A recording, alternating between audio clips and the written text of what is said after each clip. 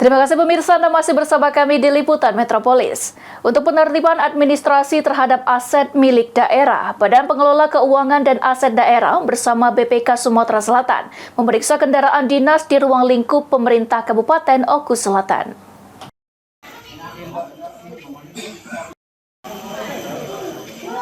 Seluruh kendaraan yang diperiksa dikumpulkan di halaman kantor Bupati Oku Selatan. Pemeriksaan ini dilakukan selama 2 hari mulai dari Sabtu kemarin hingga hari ini Minggu 9 Maret 2025. Semua kendaraan yang diperiksa baik roda 2 maupun roda 4 dicek satu persatu sesuai dengan yang dilaporkan. Tak hanya melakukan cek fisik namun juga cek surat kendaraan atau STNK untuk memastikan kondisi pajak kendaraan. Pengecekan kendaraan dinas ini sendiri bertujuan untuk tertib administrasi terhadap barang milik daerah.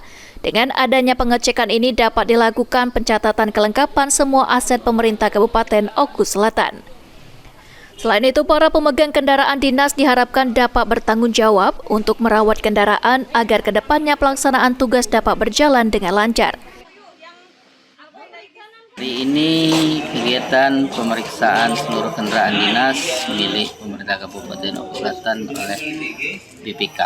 Jadi dicocokkan semua jenis kendaraan dengan surat menyuratnya dan keberadaan motor atau kendaraannya masih ada atau tidak, kemudian masih baik atau tidak.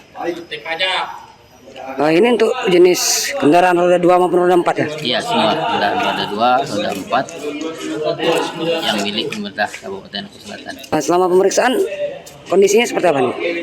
Semuanya hadir, dari manapun kita panggil dia hadir membawa kendaraan.